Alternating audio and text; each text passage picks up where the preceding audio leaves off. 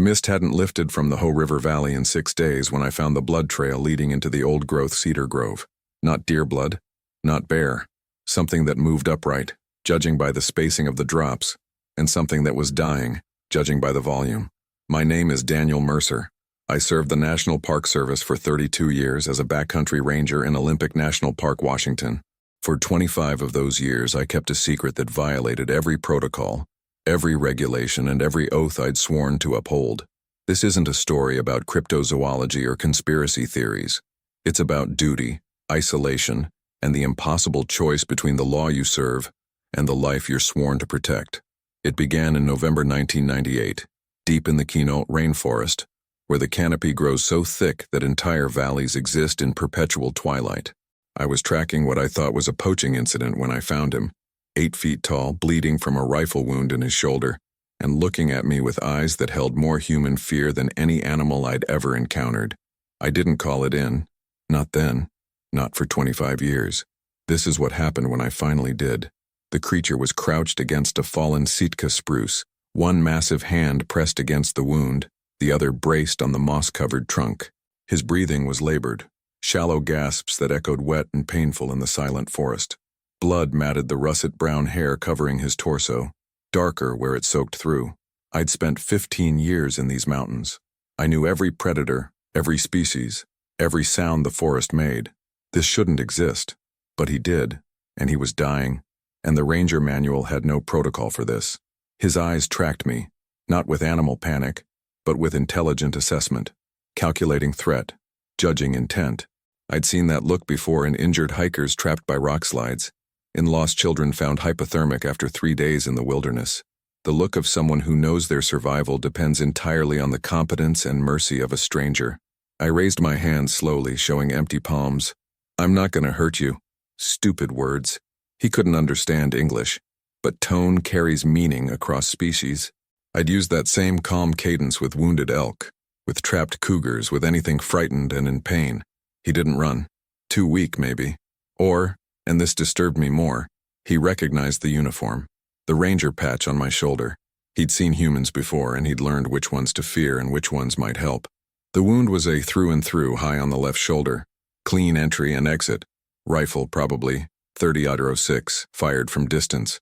Poachers. The valley had been plagued with illegal hunters that season, targeting elk in protected territory.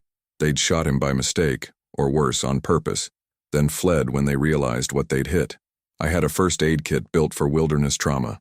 Pressure bandages, antibiotics, pain medication. Designed for humans, but biology is biology. I keyed my radio twice, then thought better of it. The moment I called this in, he'd become evidence. A specimen. I'd seen how the agency handled discoveries. Swift, clinical, prioritizing containment over compassion. I made my choice in that clearing, with rain beginning to filter through the canopy, and a being that shouldn't exist bleeding out against ancient timber. "I'm going to help you," I said quietly, "but you need to trust me." I approached slowly, showing the medical kit, narrating every movement. He tensed when I touched the wound, a low rumble vibrating from his chest. Not aggression, just pain. His body temperature was higher than human baseline. I could feel the heat radiating through matted hair. Primate physiology, but adapted for cold climates. Dense muscle structure. Hands that could crush bone, but which remained carefully still as I worked. The bleeding slowed with pressure and coagulant powder. I administered tramadol, calculated dosage based on estimated body weight, and wrapped the wound with gauze and elastic bandages. Field medicine, rough and improvised, but it would hold until natural healing took over. He watched me throughout, those disturbingly human eyes never leaving my face. When I finished, I backed away slowly, giving him space. "You need to hide," I told him, knowing he couldn't understand but needing to say it anyway. "Whoever shot you might come back. And if other rangers find you—" I didn't finish that sentence. He remained motionless for a long moment, then slowly, painfully, pushed himself upright. 8 feet tall, easily 600 pounds, moving with a grace that belied his size. He looked at me one last time, and I swear I saw acknowledgement in that gaze. Then he melted into the forest, silent as mist. I stood in that clearing for 20 minutes, rain soaking through my uniform, staring at the blood-stained moss and trying to process what I'd just done. I'd saved something that didn't exist, and in doing so, I'd crossed a line I could never uncross. I filed a report that night. Poaching incident, evidence of illegal discharge, no casualties observed. The lie came easily. Too easily. I'd been a ranger long enough to know how paperwork shapes reality. What isn't documented doesn't exist in the agency's world. But he existed, and I couldn't forget those eyes. I returned to the clearing 3 days later, off duty, alone. The blood was gone. Rain and scavengers had erased the evidence, but I found something else. A cairn of stones carefully stacked on the exact spot where I'd treated him. No animal builds cairns. He'd come back. Left a message. Thank you. That's when I realized this wouldn't be the end. It was the beginning. Over the following months, I found more signs. Not random, deliberate. Placed where I'd patrol, where only I would notice. A cluster of salmon berries arranged in a pattern on a trail marker. Fresh water collected in a hollowed cedar bark, left near my usual rest stop on the Enchanted Valley route. Once, when my radio failed 15 miles from the nearest trailhead, I found it the next morning carefully placed on a boulder I'd passed. Battery compartment opened, corrosion cleaned, functional again. He was watching me, learning my patterns, returning the favor. Year 2, I saw him again. Just a glimpse, a massive silhouette moving through fog on the ridge above Hoe Lake. He stopped, turned, and I could feel his attention even at 300 yards. Then he was gone, but the message was clear. I'm here. I'm alive. Because of you. The ethical weight became crushing. I was a federal employee, sworn to protect park resources and report all significant wildlife observations. This was the most significant observation in natural history, and I was concealing it. But I'd also seen what happened to discoveries in protected lands.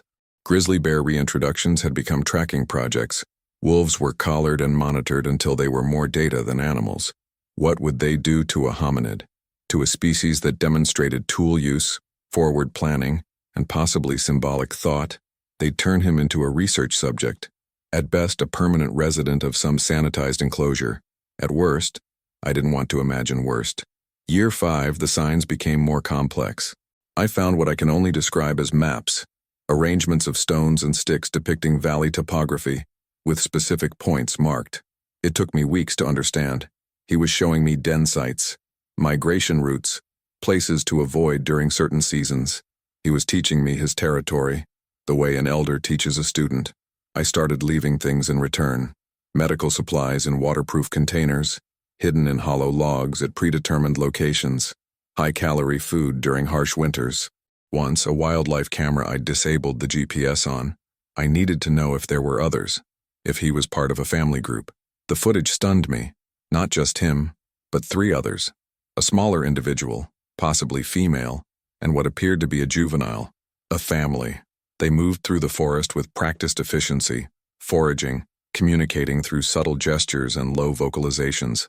Culture, social structure, everything that defines personhood, wrapped in a form we'd relegated to myth.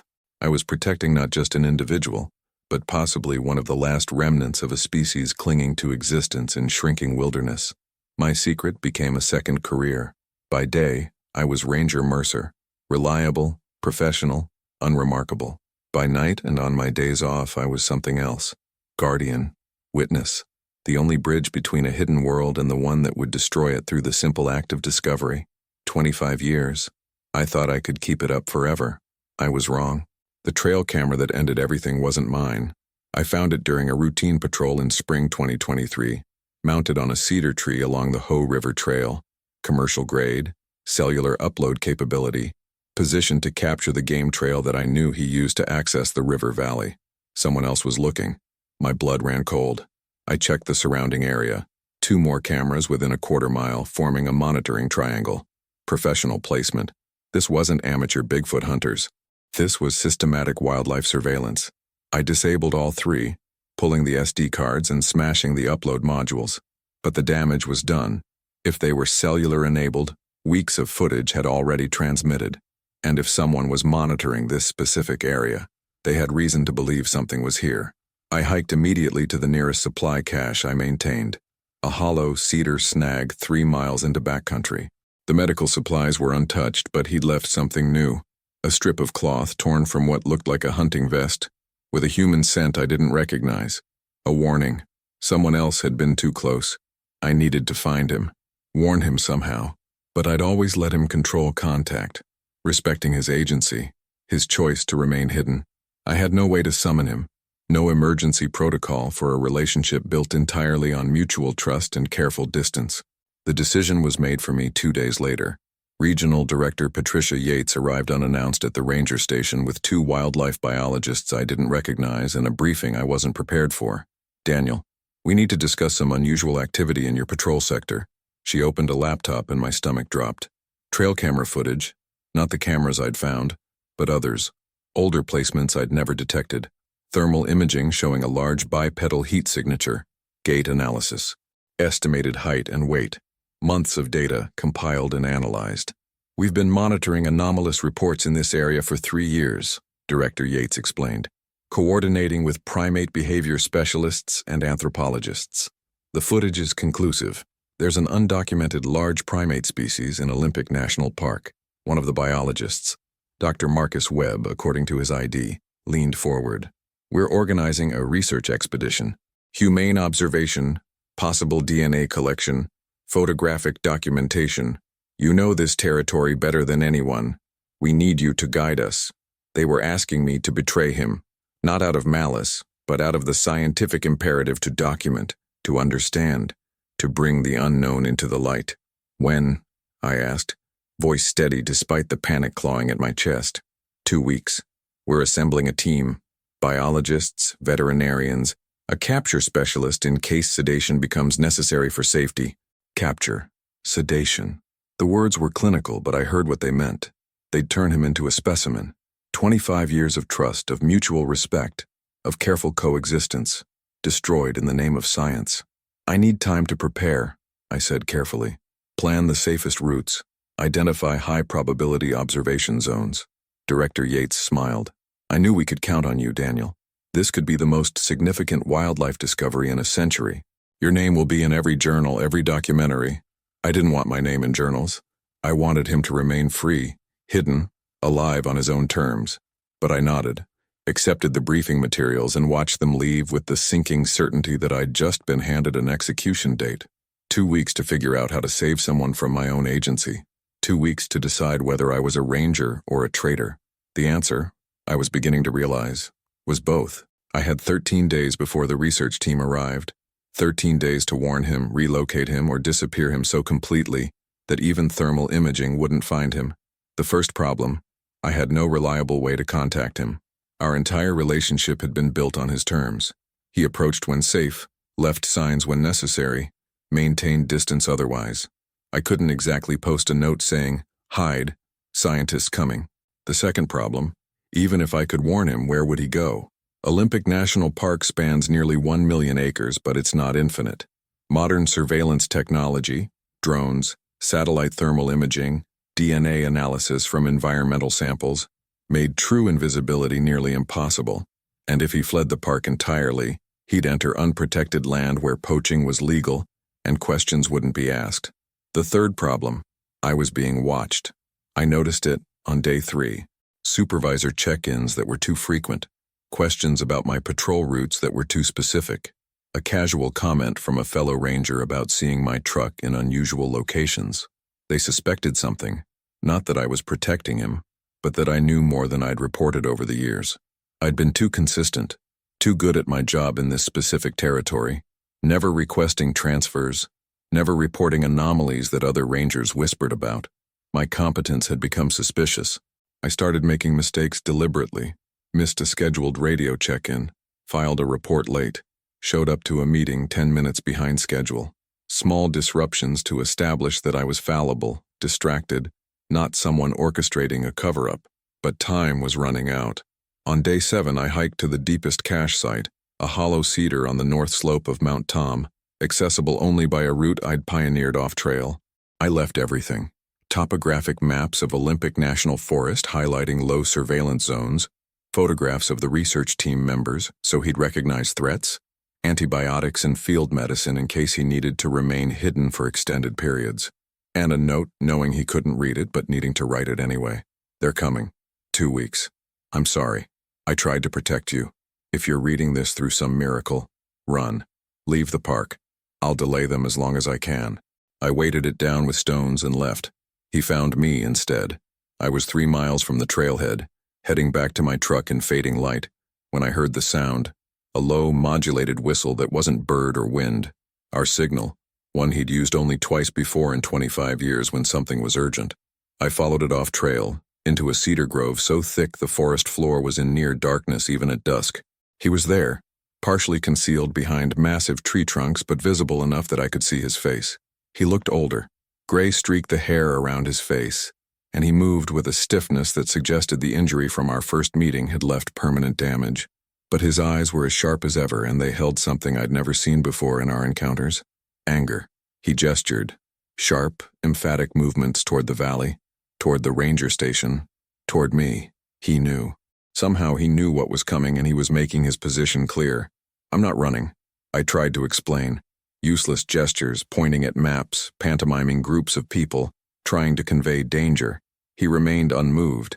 Then he did something that stopped me cold. He pointed at me, then at himself, then placed his hand flat against his chest. The gesture he'd used years ago when leaving the cairn. Trust. He was asking if I was still trustworthy. After 25 years with everything falling apart, he was giving me a choice. Help them find me or help me survive this. I couldn't speak. Couldn't explain that this wasn't a choice I was free to make, that my duty and my conscience were at war, that either path led to betrayal, so I did the only thing I could. I placed my hand against my chest, mirroring his gesture. His eyes held mine for a long moment.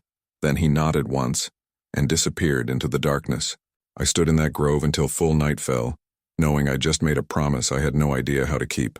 The research team arrived on schedule, 9 people, 3 biologists, 2 veterinarians, a documentary filmmaker, a wildlife tracking specialist, and 2 security personnel, officially for team safety, but I recognized the type. They were there to control the situation if things escalated. Director Yates led the briefing at the ranger station, spreading topographic maps across the conference table. Based on thermal analysis and movement patterns, we've identified 3 high-probability zones. She pointed to areas I knew intimately: the Hoh River Valley, the ridgeline above Solduke Falls, and the cedar grove near Mount Tom, his territory. Every place she marked was somewhere he regularly traveled. Daniel, you'll take primary navigation. Doctor, Webb will coordinate observation protocols. We're operating under catch-and-release wildlife research guidelines. Minimal stress, no invasive procedures without sedation, photographic and DNA documentation only. And if he doesn't want to be documented? I asked. The room went quiet. Dr. Webb adjusted his glasses. We're not talking about an animal's preference, Ranger Mercer. This is a species documentation event. The scientific value alone. He's not a specimen, I interrupted. If this species has remained hidden this long, maybe there's a reason. Maybe we should respect that. Director Yates's expression hardened. Your personal feelings are noted. But this is happening, with or without your cooperation. I'd prefer with. The implicit threat was clear. Cooperate or be removed from your territory and lose any influence over what happened next. I cooperated.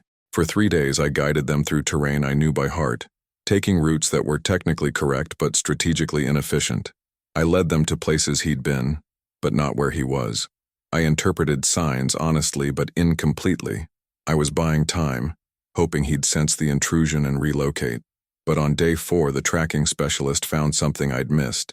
A new den site, recently used, with evidence of habitation, fresh vegetation bedding, tool-modified branches used for leverage, and handprints in soft soil near a creek, clear, undeniable, and recent. We're close, Dr. Webb breathed, and I saw the fever in his eyes, the hunger for discovery that overrode every other consideration. They set up camp within a quarter mile. Motion sensors, infrared cameras, audio recording equipment, a surveillance net that nothing large could cross without detection.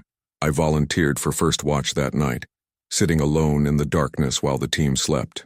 The forest was silent, too silent. He was out there, watching us, assessing the threat. I could feel his presence the way you feel eyes on the back of your neck. At 0200 hours, one of the motion sensors triggered. Dr. Webb was awake instantly, checking the feed. Movement Sector 3, large mammal bipedal signature. The team mobilized with practiced efficiency. Cameras, tranquilizer guns, spotlights. They moved toward the signal like a military unit, and I followed, knowing what I'd find. He was there, standing in a small clearing, perfectly still, not hiding, not running, waiting. The spotlights hit him, and for the first time in 25 years, he was fully visible. 8 feet of living contradiction to everything science thought it knew about hominid evolution. Magnificent and terrible in his dignity. Dr. Webb raised a camera. The documentary filmmaker started recording. One of the security personnel unslung a tranquilizer rifle. And I understood finally what he'd been trying to tell me in the cedar grove. He wasn't going to run. He was going to force the confrontation. Make them see him not as a specimen, but as a person. Make them choose between easy science and hard ethics. He was putting his fate in our hands, in my hands, trusting that 25 years of protection meant something when it mattered most. I stepped between him and the tranquilizer rifle. "Stand down," I said quietly. "Ranger Mercer, move aside," Director Yates ordered. No. The standoff lasted 17 seconds. Me, standing between an undocumented species and the people whose entire careers depended on documenting it. Him, motionless behind me, breath warm against the back of my neck in the cold mountain air. Director Yates broke first. "Daniel, you're compromised. Step aside, or I'll have you removed from duty." "You'll have to," I said flatly, "because I'm not moving." "Doctor." Webb lowered his camera, confusion replacing excitement. "We're not here to harm it. This is standard research protocol." "He," I corrected. "Not it. He. And your protocols don't account for sapience. We don't know that it's sapient." "I do." The words came out harder than intended. "I've known for 25 years. The silence that followed was absolute. Even the forest seemed to hold its breath." Director Yates's voice went dangerously soft. "Explain that statement." So I did. All of it. The first encounter, the cairn, the maps made of stone, the 25 years of protection and secrecy, the evidence I'd concealed, the protocols I'd violated, the oath I'd broken to serve a higher principle. When I finished, Dr. Webb looked horrified. "You've been interfering with an undocumented species, providing medical care, food. You've contaminated the entire study." "I've kept him alive," I shot back. "In a world that would have turned him into a laboratory specimen the moment you confirmed he existed. That's not your decision to make." Director Yates was shaking with anger. "You're a park ranger, not a ethicist. This is the most significant biological discovery in modern history, and you've been covering it up to protect him." I turned slightly, making sure they could see him clearly, see the intelligence in his eyes, the way he tracked our conversation despite not understanding the words. "Look at him. Really look. That's not an animal waiting for classification. That's a person deciding whether to trust us." One of the veterinarians, Dr. Sarah Lynn, who'd been quiet until now, stepped forward. "If what you're saying is true, if he's been demonstrating tool use, symbolic thought, forward planning, then this isn't a wildlife management issue. This is a potential first contact scenario with an unrecognized intelligent species, which is exactly why we need to document." Dr. Webb started. "Document what?" I interrupted. "His extinction? Because that's what exposure means. Every cryptozoology enthusiast, every hunter, every tourist with a camera will flood this park. His habitat will become a circus. And if your research confirms sapience, then he becomes a political problem. Do we grant rights? Citizenship? Or do we classify him as endangered wildlife with no legal personhood? Either way, he loses his freedom." Director Yates's hand was on her radio. "This is above my authority level. I'm calling in Federal Wildlife Services." A sound stopped her, deep, resonant, coming from behind me. Not a growl or a roar, something modulated, almost linguistic. A vocalization directed at the group. Everyone froze. He moved then, stepping around me with careful deliberation. 8 feet of muscle and presence, moving toward the research team with no aggression but absolute purpose. They backed up instinctively, security raising tranquilizer rifles. "Don't," I said sharply. "Let him approach." He stopped 3 meters from Dr. Lynn, the veterinarian who'd called this a first contact scenario. Slowly, he extended one massive hand, palm up, finger slightly curved. A gesture of peace, so human, so deliberate, that its meaning was unmistakable. "Doctor?" Lynn stared, tears streaming down her face. "Oh my God, he understands. He knows what this is." He wasn't submitting to study. He was initiating contact, on his terms. The documentary filmmaker's camera was still rolling, capturing everything. This footage would change everything, and we all knew it. Director Yates lowered her radio, face pale. What do we do? For the first time in 25 years, I didn't have an answer. Dr. Lin moved first. Slowly, telegraphing every motion, she reached out and touched his extended hand. The contact lasted 3 seconds, long enough to confirm skin temperature, texture, the reality of the impossible. Primate physiology, she whispered, but adapted for cold climate. Look at the hair density, the subcutaneous fat distribution. This is millions of years of parallel evolution. He's not human, but he's not human either. He withdrew his hand gently, then did something that shattered the last pretense of animal behavior. He pointed at himself, at Dr. Lin, at me, then gestured broadly at the forest. The meaning was clear, even without language. I live here. This is my home. What happens now? The question hung in the cold mountain air while 9 humans grappled with implications that rewrote anthropology, biology, and ethics simultaneously. Director Yates found her voice first. We need containment protocols. Federal consultation. This can't what? I interrupted. Can't be his choice? We're standing in his home, uninvited, with tranquilizer guns and cameras. We've already violated his autonomy. The question is whether we compound that violation or respect what he's trying to tell us. And what is he trying to tell us? Dr. Webb asked. And for the first time, I heard uncertainty in his voice instead of scientific certainty. I looked at him, at the being I'd protected for a quarter century, and saw in his eyes the same assessment I'd seen that first day, calculating trust, judging character. He's asking if we're capable of coexistence without exploitation, I said quietly. If we can know he exists without needing to own that knowledge, that's anthropomorphizing, is it? Dr. Lin cut off Dr. Webb. He initiated a peace gesture. He's demonstrating metacognition, awareness that we're assessing him while he assesses us. That's theory of mind. That's personhood. The documentary filmmaker lowered his camera. I have 40 minutes of footage that proves intelligent non-human hominids exist in North America. This goes public, nothing will ever be the same. For him or for us. Then maybe it shouldn't go public, I said. Director Yates stared at me. You're suggesting we bury this? Continue your cover-up? I'm suggesting we let him decide. He's the one who'll live with the consequences. He can't decide. He can't communicate complex concepts. He moved again, this time approaching the equipment pile where cameras and recording devices sat. He examined them with obvious understanding, then looked back at Dr. Lin, pointed at the camera, at himself, at the forest. The question was unmistakable. Will you expose me, Doctor? Lin's hands were shaking. He knows what documentation means. He understands the threat. For a long moment, no one spoke. The weight of the decision pressed down on all of us. Scientists trained to illuminate the unknown, now faced with intelligence that survived by remaining hidden. Finally, Director Yates did something I never expected. She walked to the equipment pile and powered down the main recording system. Dr. Webb, Dr. Lin, your professional opinions? Is there immediate conservation concern that requires intervention? Dr. Lin looked at him. Healthy, alert, clearly surviving well in his environment. No, he appears to be thriving. Dr. Webb, the biologist looked torn, career ambitions warring with ethical reality. If there's a stable population managing to survive undetected, then intervention could do more harm than good. Then here's what's going to happen, Director Yates said, voice carrying command authority.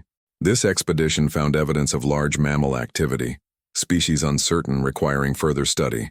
Ranger Mercer will continue standard patrols. The research team will withdraw. All footage and data will be classified under endangered species protection protocols, need-to-know access only. You're covering it up, Dr. Webb said, but without conviction. I'm respecting what 25 years of successful coexistence has already proven, that some species survive best in silence. She turned to me. And you, Ranger Mercer, will continue doing what you've been doing. Protect this territory. Keep your secret. But no more Lone Ranger operations. Dr. Lin will consult quarterly, quietly, to ensure population health. It wasn't perfect. It wasn't protocol. But it was mercy. He seemed to understand the shift in energy. The danger had passed. He stepped back, gave me one final look. Acknowledgement, perhaps gratitude, then turned and walked into the forest with that impossible silent grace. We watched until he disappeared into the shadows. Did that just happen? The filmmaker whispered. No, Director Yates said firmly. It didn't, and it never will. Understood? One by one, the team nodded. The official report filed 3 days later documented insufficient evidence for species confirmation and recommended continued monitoring of large mammal activity in Olympic National Park backcountry sectors. The footage existed, but remained classified. The team dispersed to other assignments. The park returned to normal operations. Except nothing was normal. Dr. Lin visited quarterly as promised, hiking into the backcountry with me under the guise of elk population surveys. We'd find his signs, carefully placed always near locations where he knew we'd look, indicators of health, territory markers, occasional evidence of others. He wasn't alone. Somewhere in that 1,000,000 acres of wilderness, a family group survived. 2 years after the confrontation, I retired. 27 years with the Park Service, commendations for backcountry management, a career that officially ended with nothing remarkable to show for it. But I left files, encrypted, distributed to 3 people I trusted. Dr. Lin, one environmental attorney, and one investigative journalist. Instructions were simple. If Olympic National Park ever faced development threats, logging proposals, or budget cuts that endangered wilderness protection, release everything. The footage of him extending his hand in peace, the documentation of 25 years of coexistence, proof that some territories must remain protected not just for wildlife, but for intelligence that chose to remain hidden from a world that wouldn't understand. Director Yates retired 6 months after me. We never spoke about that night, but her last day, she pulled me aside. You were right, she said quietly. Some secrets protect more than they conceal. I visit when I can, though arthritis makes the deep backcountry harder now. I stick to established trails, move slower, make more noise. But sometimes, in the early morning mist or the late evening shadows, I see movement that isn't deer or elk or bear. And sometimes I find things, a cluster of stones arranged just so, fresh water and hollowed bark near my usual rest spots. Once, an eagle feather placed carefully on a trail marker I'd installed decades ago. A gift, or perhaps a goodbye. The world debates whether Bigfoot exists. Grainy footage circulates online, analyzed and dismissed. Expeditions explore the wilderness with drones and thermal imaging. They find nothing conclusive, because he doesn't want to be found. And I made sure the only people who knew where to look also knew why they shouldn't. There's irony in that. A ranger whose career was built on resource documentation, ending that career by perfecting concealment. But some duties transcend protocols. Some lives matter more than careers. And some species survive only because someone chose mercy over glory. The Hoh rainforest still stands, ancient cedar and Sitka spruce creating a cathedral of green silence. Tourists hike the trails, photograph the elk, breathe in the pristine wilderness, never knowing that something remarkable shares that space with them. Something that chose to trust once when trust was rewarded. I think about that often now, in my retirement. How the most important work I ever did left no monument, no plaque, no public recognition. How the greatest discovery of my life remained a secret I'll carry to my grave.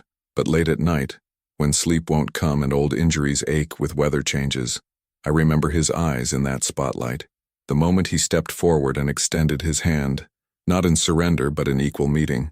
And I know I made the right choice.